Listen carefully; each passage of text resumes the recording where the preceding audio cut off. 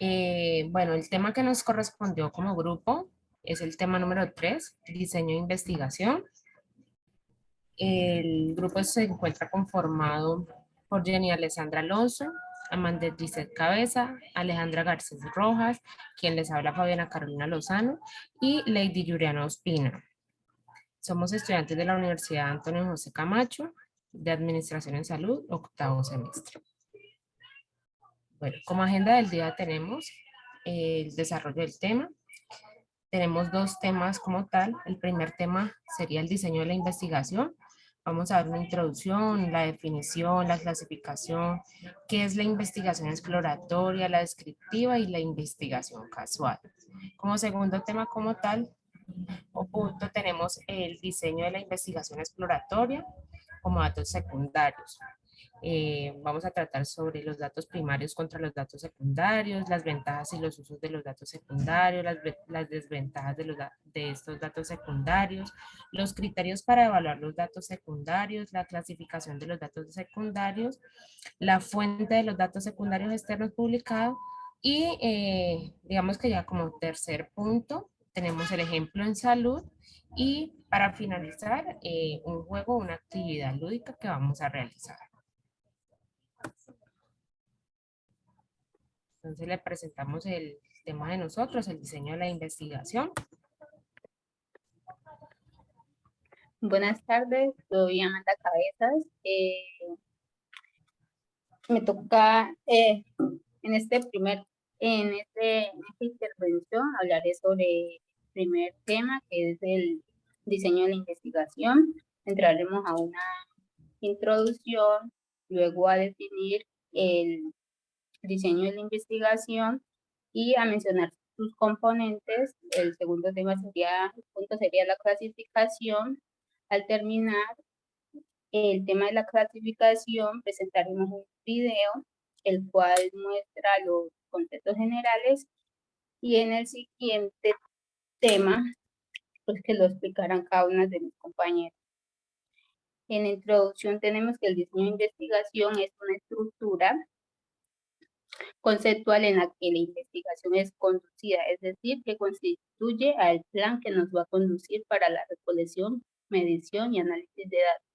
Dicho de otro modo, el diseño de investigación establece los parámetros de cualquier investigación, determina lo que se incluye y lo que no, y define los criterios según los cuales se evaluarán los resultados. La fiabilidad y la validez de cualquier estudio dependerá de cómo se colecten, se midan, analicen e interpreten los datos recogidos. Dentro de definición del diseño de la investigación. Un diseño de investigación es un esquema o programa para realizar el proyecto de investigación de mercado. Especifica los detalles, los procedimientos que son necesarios para obtener la información requerida para estructurar o resolver los problemas de investigación de mercado. En un diseño de investigación de mercado, es el corazón de un proyecto de investigación de mercado. Da una idea general de lo que se realizará en un proyecto de investigación. Déjala ahí, Carlos. Dentro de un diseño de investigación, establece las bases para realizar un proyecto. Un buen diseño de investigación debe realizarse de manera eficaz y eficiente. Comúnmente el diseño de investigación incluye los siguientes componentes. Cámbiala, Caro.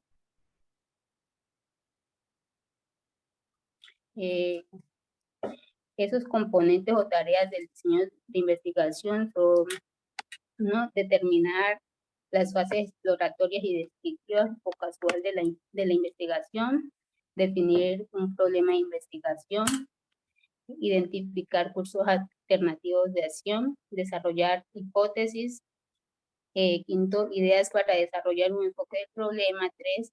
6, establecer propiedades para la investigación. Dentro de la... Pasa la Caro. Generalmente el diseño de investigación se divide en el diseño de investigación exploratoria y el diseño de investigación concluyente, que a su vez se subdivide en el diseño de investigación descriptiva y en la descripción casual, que a su vez se sigue subdividiendo en varios diseños, como el diseño transversal y el diseño longitudinal, que a su vez parte del diseño transversal simple y el diseño transversal múltiple. Gracias, Amanda. Ven, te ayudo aquí un poquito. Vamos atrás, por favor. Gracias. Bueno, el diseño de la investigación, tal y como nos comentaba Amanda, es simplemente un esquema, ¿cierto? Nosotros necesitamos un mapa de guía, qué es lo que vamos a hacer, y este es el punto en el cual nosotros, investigadores, nos sentamos y decimos, bueno, muchachos, ¿qué es lo que vamos a hacer? ¿Vamos a hacer una investigación exploratoria o vamos a hacer una investigación concluyente? Y si vamos a hacer una concluyente, ¿de qué tipo? ¿La haremos entonces descriptiva o la hacemos causal, no casual? Porque veo que ya 2 estudiantes han dicho casual, y no es que sea casual de casualidad, sino causal de causa y efecto, tal y como lo hemos visto en los videos de los compañeros de TikTok. Es de causa y efecto, no eso solamente ustedes, son todos los estudiantes los que caen en esto, no sé por qué le dicen casual a este tipo de investigación. Lo importante aquí, muchachos, es eso, es entender que el diseño de una investigación pues comprende el tercer paso y que vamos a tener que plasmar aquí, digamos que decidir a dónde vamos a ir, cómo vamos a ir y qué queremos lograr. Puede ser un paso crítico, y cuando digo crítico hago referencia a qué tan importante puede ser para nosotros como investigadores, pero sobre todo el más crítico siempre va a ser el primero, ¿no? Donde definimos el problema, porque si desde allí lo hacemos mal, pues todo nos queda mal. En cambio, cuando si estamos diseñando, nosotros podemos dar un paso atrás y arreglar, digamos que de una manera rápida, si se puede, el tema. Pero cuando definitivamente va mal el proyecto o va mal enfocado desde el inicio, que ese es el tratamiento del problema, que es el punto número 1, pues aunque nosotros nos esforcemos mucho porque aquí en el tercer paso, que es el diseño de la investigación, eso nos salga muy bien, pues no nos va a salir bien porque está mal enfocado el asunto. Entonces, mucho cuidado, el paso más crítico siempre será el paso número 1 y en el que tenemos que tener muchísima pues, perspectiva como investigadores. Yo quiero preguntarles, estudiantes, no recuerdo, tenemos la explicación de cada una de estas más adelante, ¿cierto? ¿Sí? Sí, profe. Bueno, entonces sigamos.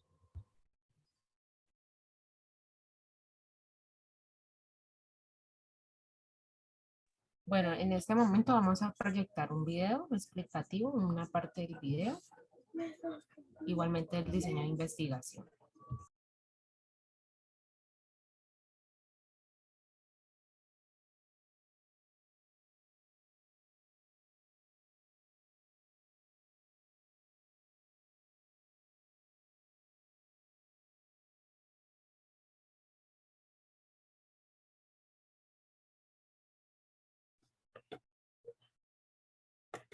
¿Me confirman si se escucha?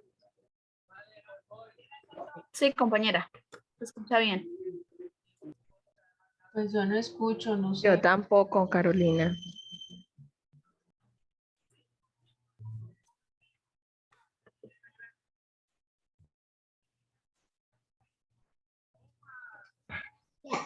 Ay, no se escucha. ¿Alguien escucha? No. No, no se No. escucha.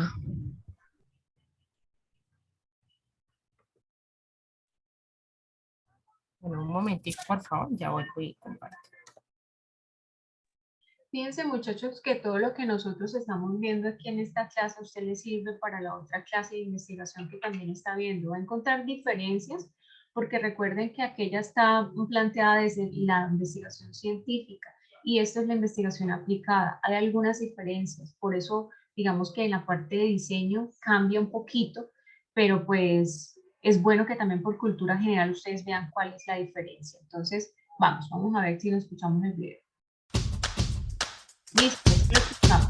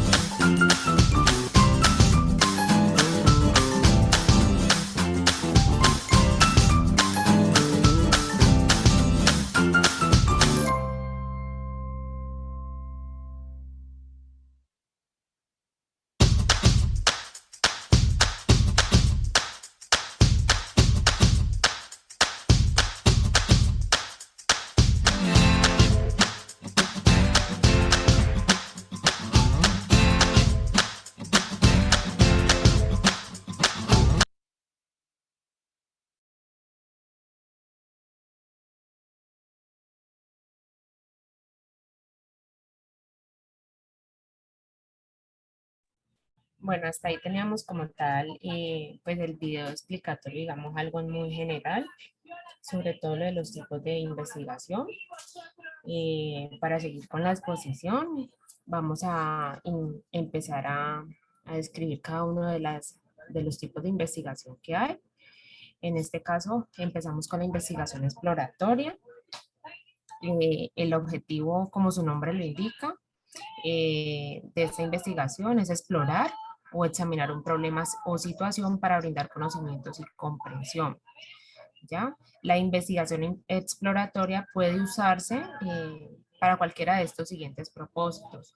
Puede usarse para formular un problema, para identificar cursos alternativos de acción, para desarrollar hipótesis, para obtener ideas, para desarrollar un enfoque del problema y para establecer prioridades para la investigación, para investigaciones posteriores.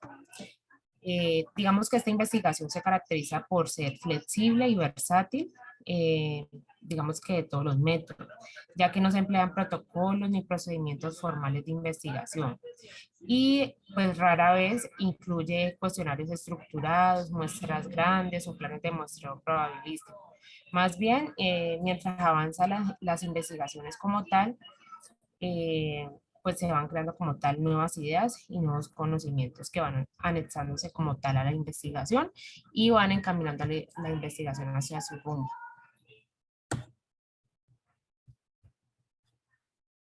Tenemos la investigación descriptiva.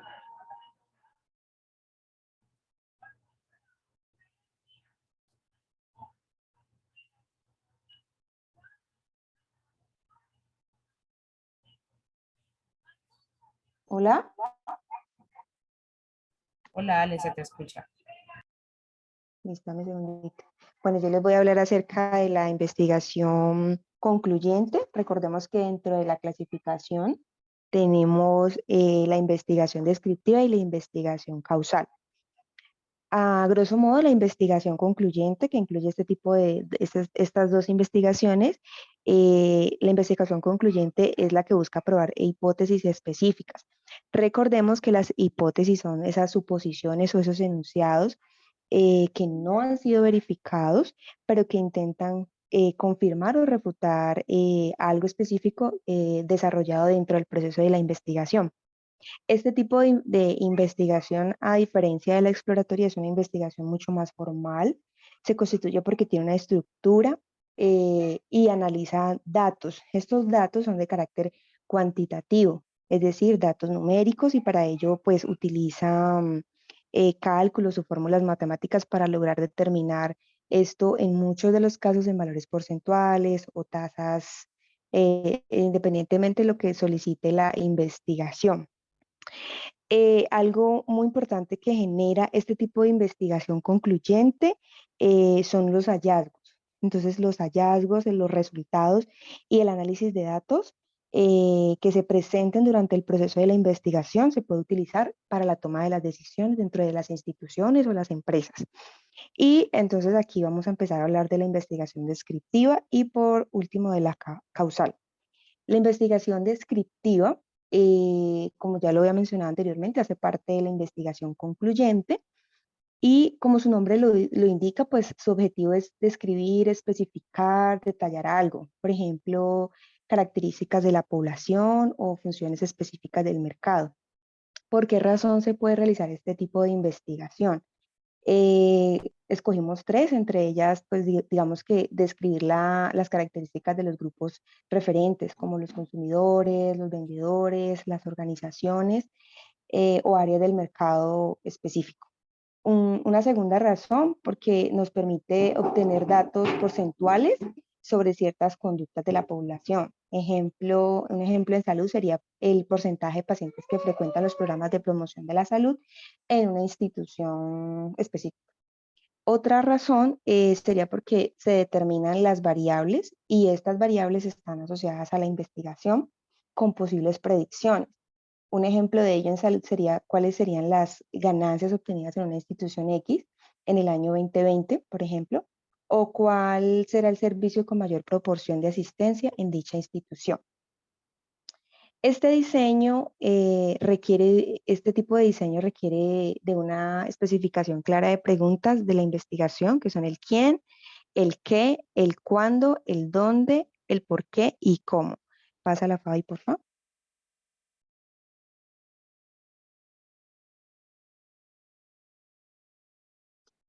Bueno, vamos a hablar sobre la primera, que es el quién.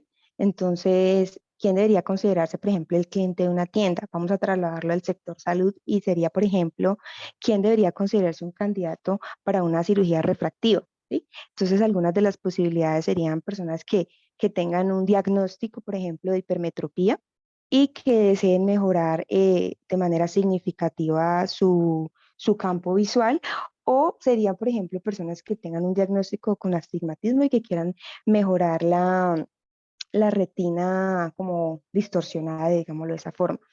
El qué es qué información debería obtenerse. Entonces, por ejemplo, si lo trasladamos a salud, ¿qué información debería obtener los afiliados encuestados, por ejemplo, de una IPS X? Y aquí se puede encontrar un sinnúmero de información. Nosotros citamos, por ejemplo, la frecuencia en que se publican los directorios médicos, que esto sería algo importante. Otra opción de respuesta podría ser las evaluaciones o calificaciones de los médicos suscritos a la red de prestadores de servicio. O una última opción de respuesta podría ser las publicaciones de artículos sobre estilos de vida saludables, hábitos saludables, bueno, entre otros. La tercera pregunta hace referencia al cuándo. Entonces, ¿cuándo debería obtenerse la información de estos encuestados? Entonces, podríamos decir que la posible respuesta sería, podríamos obtener antes de la consulta, por ejemplo, durante la atención, la percepción que tiene el usuario, el paciente, su familiar sobre la atención que está recibiendo. O tercero, posterior a la atención, que eso puede ser inmediatamente, termina la atención o en algún tiempo posterior a la atención. La cuarta pregunta hace referencia al dónde. ¿Dónde deberían contactarse los pacientes que han sido encuestados para obtener este tipo de información? Podríamos decir entonces como respuesta podría ser las salas de espera de los hospitales, de las clínicas, eh, como primera medida y pues como última medida digamos que la casa, bueno, lugares que frecuentan los usuarios. El quinto, el por qué. ¿Por qué debería obtenerse este tipo de información? Es decir, ¿por qué se está realizando, por ejemplo, este tipo de investigación? Podríamos decir que opciones de respuesta podríamos tener que sería mejorar la imagen de la institución, atraer nuevos clientes potenciales, satisfacer las necesidades de los afiliados activos dentro de la IPS o como parte de una estrategia promocional que quiera implementar o desplegar la institución prestadora de servicios de salud. Y por último, tenemos la sexta pregunta, que es el cómo. ¿Cómo vamos a obtener la información de los encuestados? Esto se podría desarrollar a través de encuestas personales, podrían ser encuestas telefónicas, encuestas electrónicas. Recordemos que las encuestas son recopilaciones de datos que por lo regular son de tipo cuestionario en una muestra específica, es decir, tiene una cantidad de personas a la cual se le aplica. ¿Para qué? Para probar las hipótesis que se están planteando. Vemos que, digamos que este tipo de preguntas nos arroja de manera detallada las necesidades del enfoque del problema de investigación. Siguiente. Bueno, dentro de este tipo de investigación tenemos el diseño transversal y el diseño longitudinal. El diseño transversal, digamos que es el más utilizado en el tema de investigación de mercados.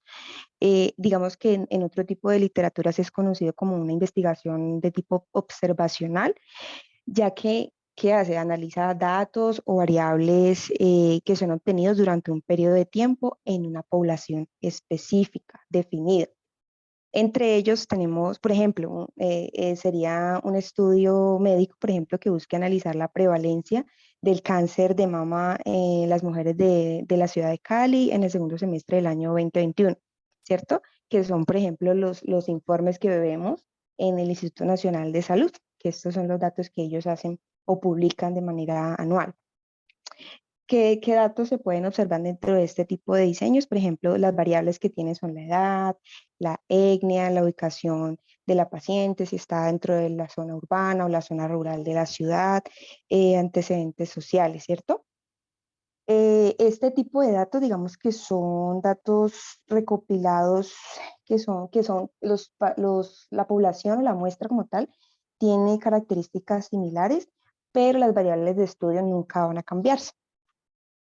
Dentro de los diseños transversales tenemos los diseños transversales simples y los diseños transversales múltiples.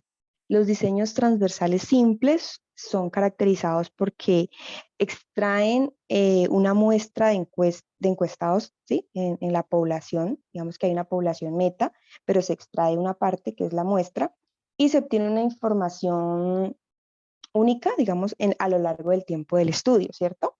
Por ejemplo, entre ellas podríamos decir que serían las encuestas, por ejemplo, de satisfacción de los pacientes en una institución X con respecto a un servicio específico, por ejemplo, cirugía. Digamos que en el año 2020 se realizaron 500 cirugías, que sería mi población objeto, pero mi muestra representativa para ello, para el estudio, sería 250 pacientes, que equivalen al 50% de mi población. Otro tipo de encuestas que podría aplicarse para este tipo de diseño serían las encuestas que evalúan la calidad de los servicios. Bueno, los diseños transversales múltiples, a diferencia del diseño transversal simple, es que este tipo de diseño cuenta con dos o más muestras de los encuestados, ¿cierto? ¿Y por qué digamos que es diferente? Digamos que qué lo hace diferente el uno del otro, y es que este tipo de diseño múltiple busca realizar una comparación en un conjunto, pero es limitado en, digamos, conocer los resultados a nivel individual porque es a manera de conjunto, mientras que el transversal sí me facilita conocer los resultados a nivel individual. Em, dentro del diseño, dentro del diseño también encontramos el diseño longitudinal. Digamos que este tipo de diseño incluye como una muestra fija de los elementos de la población. Y este tipo de diseño lo que hace es que somete o mide las variables.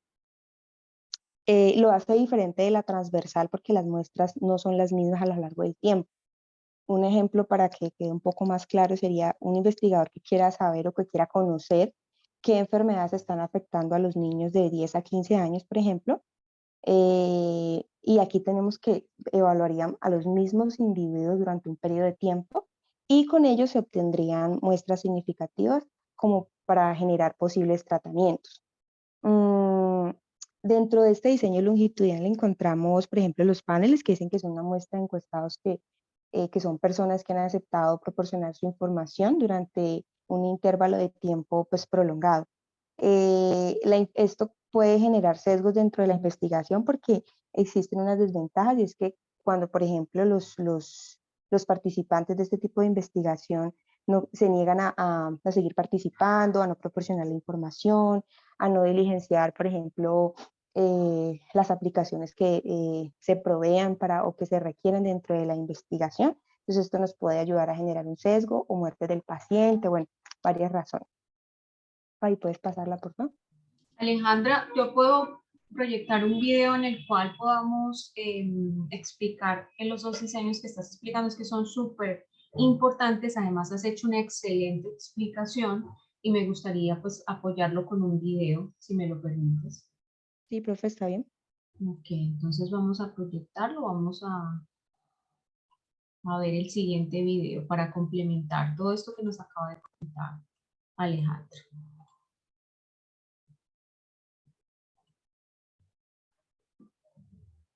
Me cuentan si escuchan, por favor.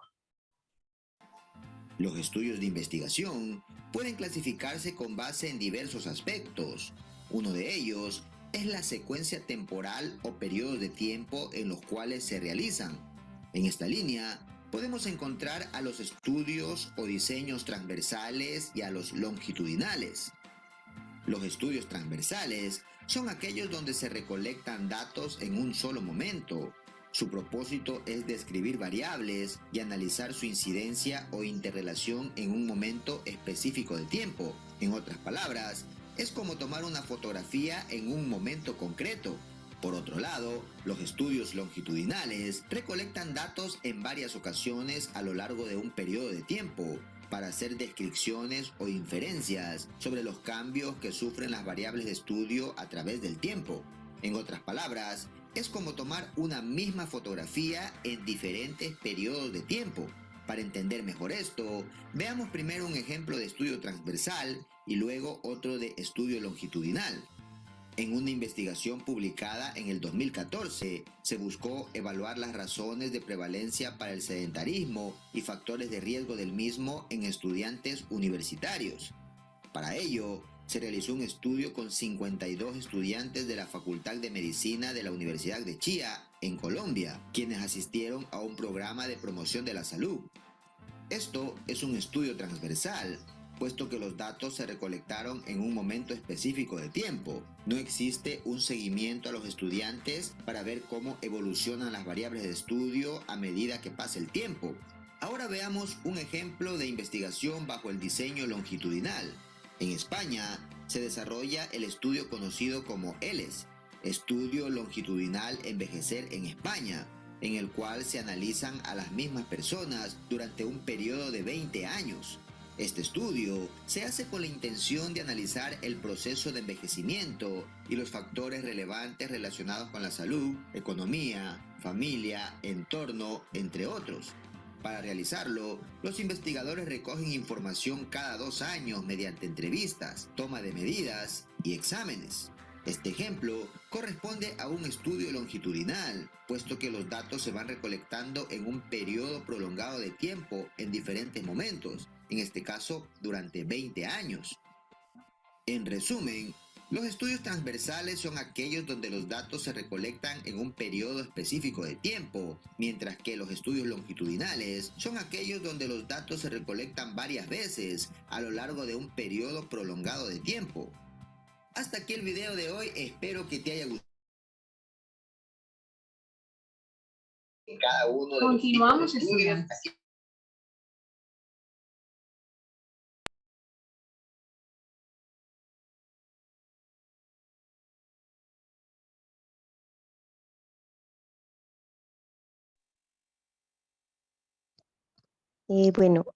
Por último, dentro de la investigación causal, que también hace parte de la investigación concluyente, este tipo de investigación, digamos que permite, perdón, permite estudiar la relación que se encuentran entre las variables y permite conocer, por ejemplo, qué efecto, qué tan positivo, qué tan negativo puede generar este cambio. Y este cambio pues, puede ser inesperado para las variables. Cómo digamos que cómo pueden recolectar la información a través de, por ejemplo, de preguntas, a través de las encuestas, que puedan establecer conexión entre variables y probar de esta forma las hipótesis. Un ejemplo que tenemos aquí es, por ejemplo, determinar la presencia y amabilidad de los vendedores, que sería la variable causal, y el efecto que esto podría generar es la influencia en las ventas, por ejemplo, de esta tienda que es los enseres domésticos, es el efecto que se puede llegar a generar. Siguiente, Fabi.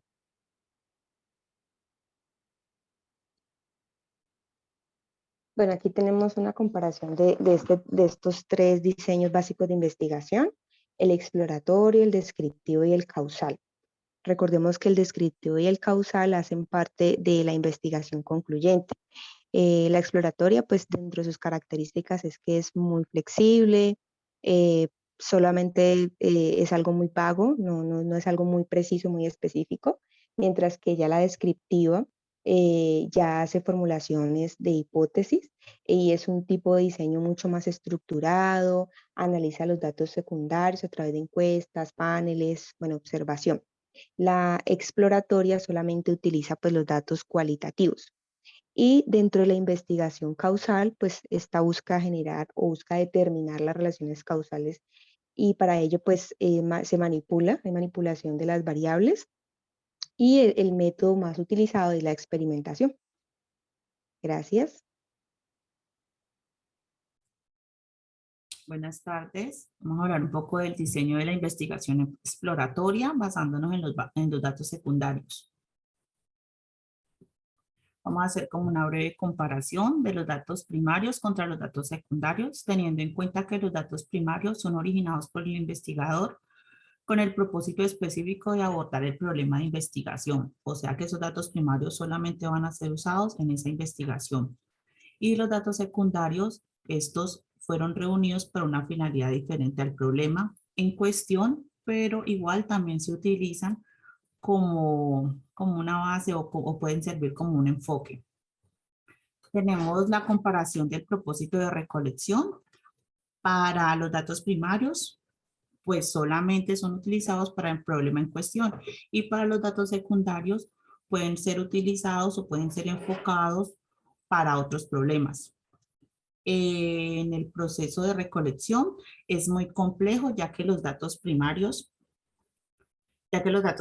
ahí se tiene que investigar, indagar, preguntar, comparar, buscar, cuestionar, hacer entrevistas y hacer estudio de casos. Y el proceso de recolección en los datos secundarios es rápido y fácil porque podemos solamente ir a internet o a un sitio web, buscar una base de datos, unas publicaciones, unos libros, registros o artículos donde también se pueden basar para enfocar el problema. El costo de la recolección en los datos primarios es alto, por lo que posteriormente les expliqué, y en los datos secundarios relativamente bajo, pues porque ya están ahí. Y ya otra persona otra persona tuvo tiempo para investigarlos. El tiempo de recolección es largo, dado a que se hacen muchas actividades recolectando los datos primarios, y los datos secundarios es levemente corto, por lo que ya estaban ahí.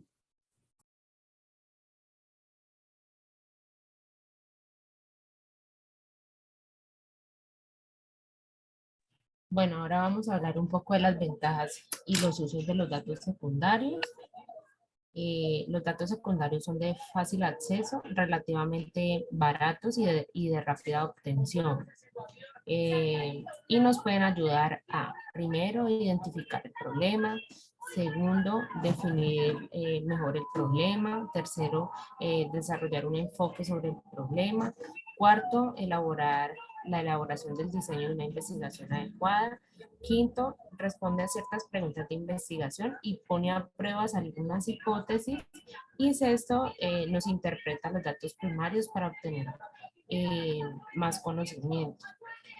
Dadas estas ventajas y uso de los datos secundarios, es posible establecer una regla en general donde dice que el examen de los datos secundarios disponibles es un prerequisito para la recolección de los datos primarios.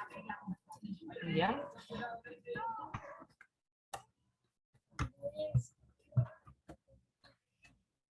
Ahora miraremos las desventajas de los datos secundarios. Debido a que los datos secundarios se recolectaron para fines distintos del problema en cuestión, su utilidad para el problema actual quizás esté limitada de varias formas importantes, incluyendo su pertinencia y exactitud. Por eso vemos que algunas de las desventajas son la limitación en su utilidad, pues ya que digamos que los datos secundarios como tal no son muy certeros, por decirlo así. Segundo, los datos secundarios son pocos precisos, son de baja confiabilidad, como lo decía anteriormente, frente a los factores que se van a evaluar. Y pues obviamente le va a dejar, digamos que al encuestador o a la persona que está haciendo la evaluación como tal, incertidumbre frente al método de la recopilación de datos.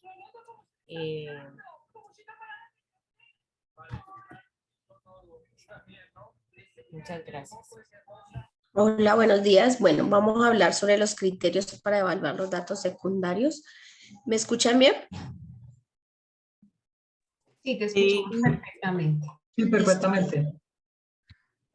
Bueno, los criterios para evaluar los datos secundarios, pues hay seis los planteados aquí y empezamos pues con la metodología empleada para recolectar los datos. Estos son como especificaciones que se deben tener para pues examinar de manera crítica para identificar posibles fuentes de sesgos que quieren ser por la orientación o la dirección que se va a tener, que incluye pues el tamaño, la naturaleza de la muestra, la tasa, la calidad de las respuestas, cuál es el diseño cuestionario que se va a realizar y los procesos empleados para el trabajo de campo. Con esto pues se hace el análisis de datos y los procedimientos del informe que se van a hacer, o sea que este punto es muy importante porque debe ser datos pues confiables, válidos y generables y generalizados pues para toda la orientación que tiene el problema, ¿listo? Seguimos con la exactitud de los datos. Este puede ser pues donde haya el error o más comúnmente el error, porque se debe tener pues los datos suficientes y exactos para poder realizar un estudio o identificar pues el problema. Entonces se deben detener las fuentes, incluyendo pues los enfoques, la dirección de la investigación, el muestreo, la recolección de los datos y hacer el análisis de estos para poder proseguir pues a realizar el informe del proyecto que se va a presentar.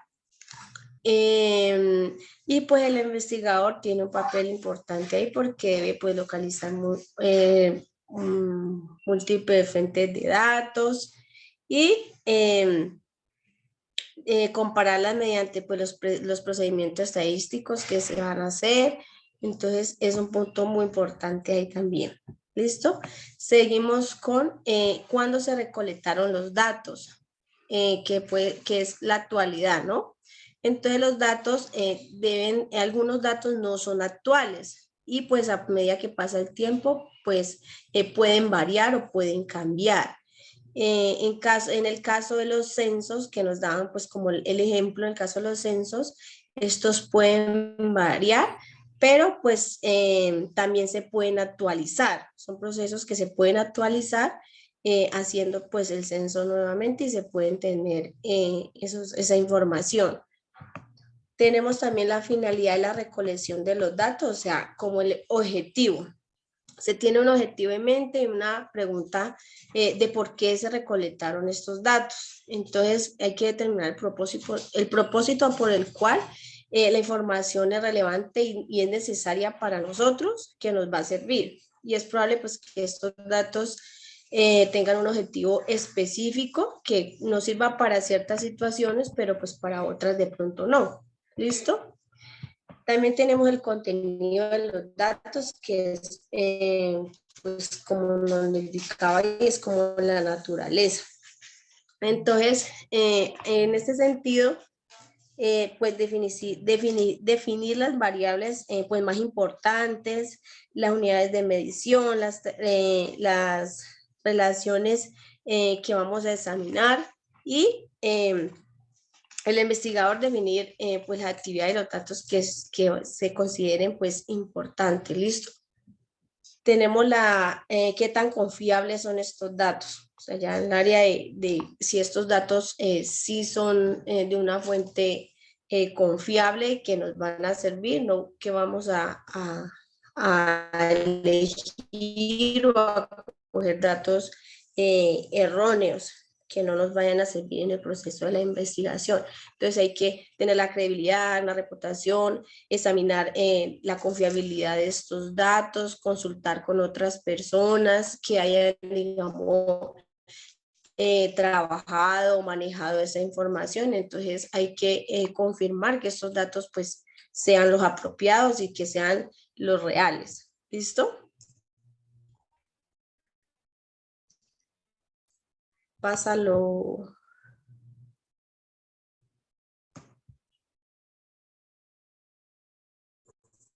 Pásalo, Caro.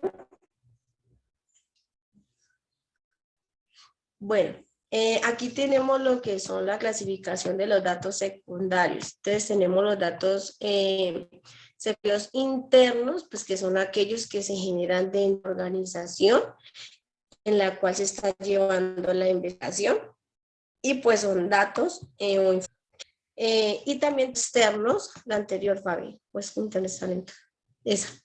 Y los datos externos, pues que son aquellas fuentes o medios que nos proporcionan esta información, que nos lo suministra una base de datos, una información ya en línea y que no los encontramos pues ahí como a la mano en la organización. Quiero hablar un poquito sobre los datos secundarios internos porque estos datos pues son como la partida de la búsqueda de la información, porque pues la mayoría de las organizaciones cuentan con una serie y una cantidad de información propia o que es relevante que nos sirve para la investigación que vamos a realizar. Entonces, por ejemplo, los usuarios, cuántos usuarios se atienden, cuántos no, cuántos están conformes, no inconformes, los costos que tienen algún procedimiento o no, vamos a necesitar, ¿listo? En los datos primarios, pues el propósito de la recolección, pues es para el problema en cuestión como tal. Y para los secundarios es como para evaluar otros problemas, ¿listo? El proceso de recolección de los datos primarios, pues es más, de los datos secundarios, perdón, es más rápido y más fácil. Y la recolección de los costos, pues algunos son más altos que los otros, ¿listo? En los datos secundarios, como le dije ahorita, internos tenemos que están listos para utilizar, se requieren, los internos tienen el procedimiento ahí, los externos ya tienen materiales publicados, tienen bases de datos digitalizadas, entonces es ya más complejo. Pásalo, Fabi.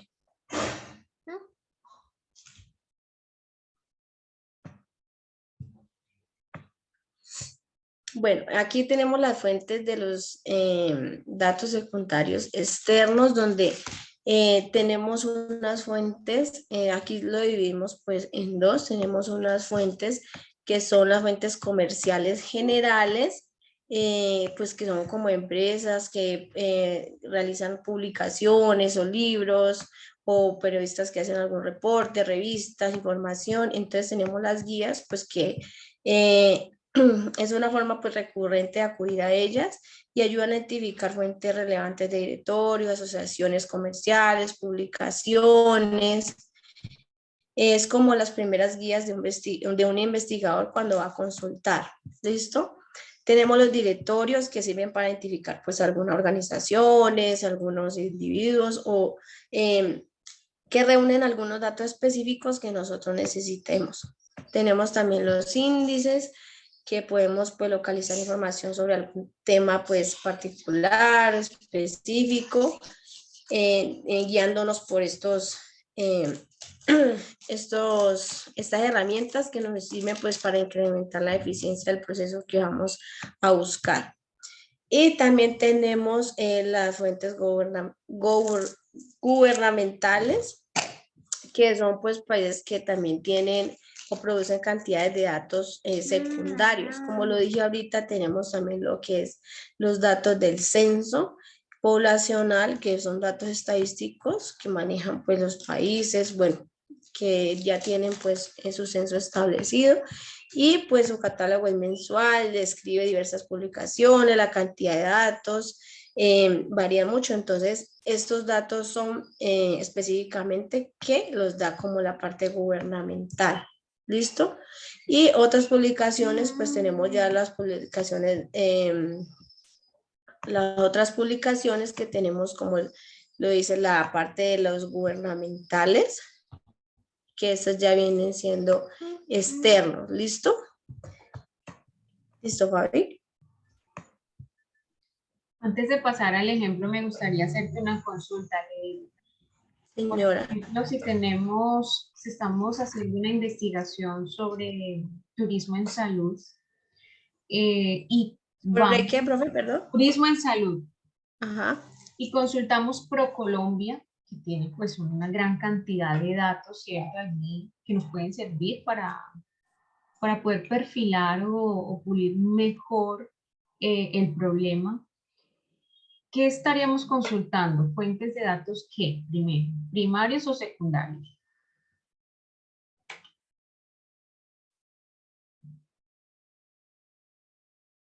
Hablamos de ProColombia, ¿no? ProColombia. Profe, pues yo creo que serían como datos secundarios. Sí, correcto, muy bien, claro, porque eso no los estás tú produciendo como investigadora, ¿cierto? Esos datos ya están allí, tú lo que vas a entrar a la página, vas a sacar esos datos, vas a bajarlos de allí, vas a organizarlos y vas a utilizarlos en tu beneficio, que es el beneficio de la investigación que estás realizando. Y si nos vamos al DANE, ¿qué serían? ¿Datos primarios o datos secundarios?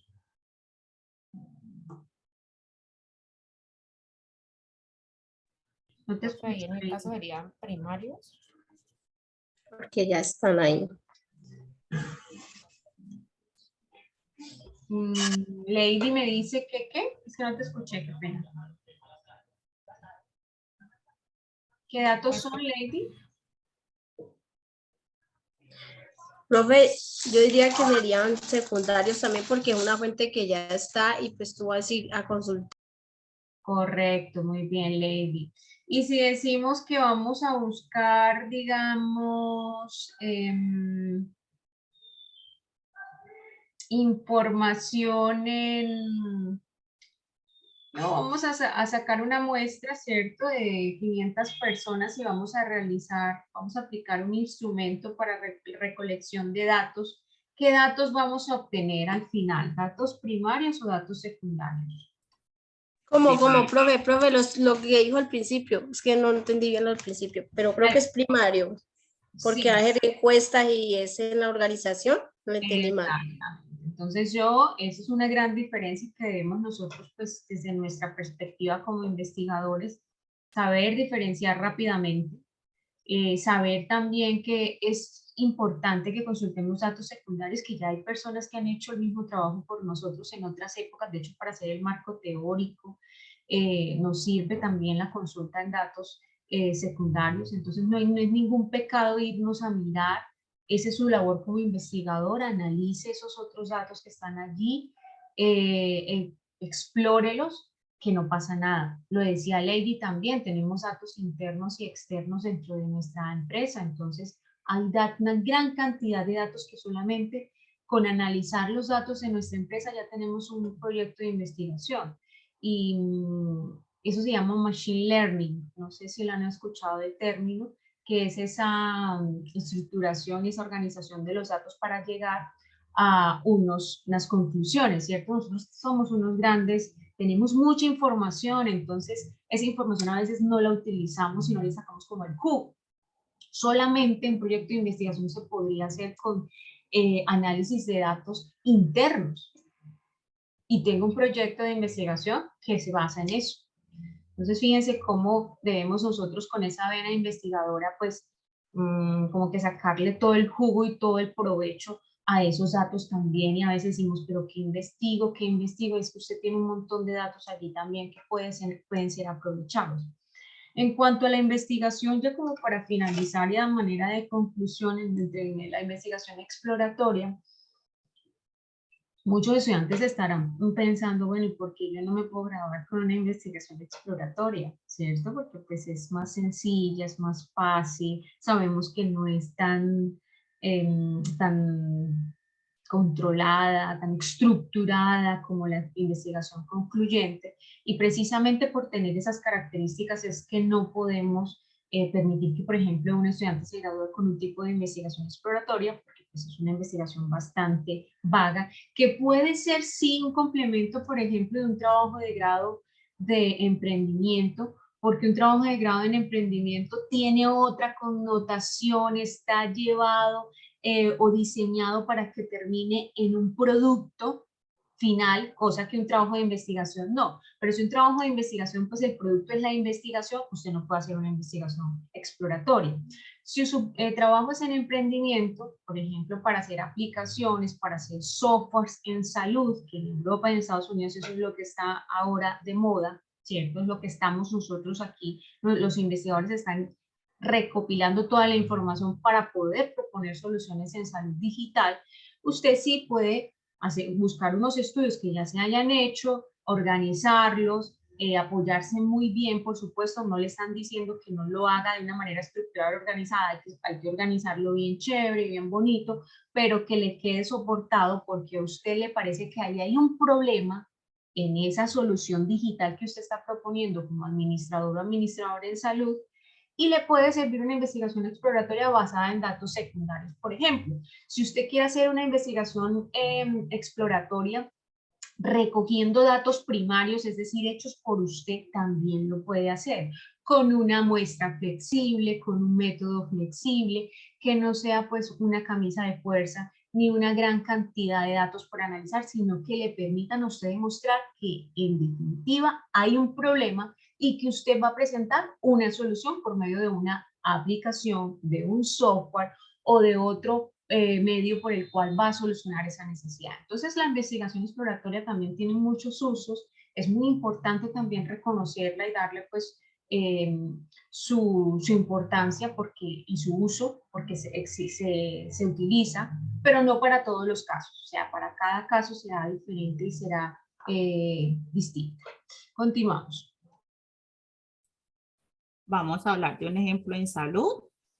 Les voy a explicar por encimita el ejemplo en salud. Se trata como de un estudio transversal que se hizo evaluando las características y percepciones que tienen las personas que habían estudiado administración en salud en el 2004 en la Universidad de Antioquia, también con los empleadores. ¿Listo? Entonces el planteamiento, esta investigación de mercado del programa de administración en salud con énfasis en gestión de servicios de salud en la Universidad de Antioquia en el 2004.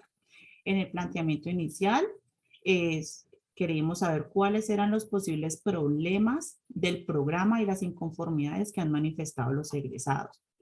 En el marco teórico tenemos en el marco teórico del programa, cómo nació este programa, cómo se transformó, cómo evolucionó y las posibles percepciones de los empleadores que contrataron a estos egresados. En cuanto a la metodología, es un estudio descriptivo transversal entre egresados e instituciones. Tenemos una población de estudio de 234 egresados, de los cuales se tomó una muestra aleatoria. Esta muestra fue aleatorización simple, donde se tomó una muestra de 90 egresados. Tenemos también unas instituciones. Las instituciones fueron 131 empresas sociales del Estado, donde tenemos 16 IPS, 6 ARL, perdón,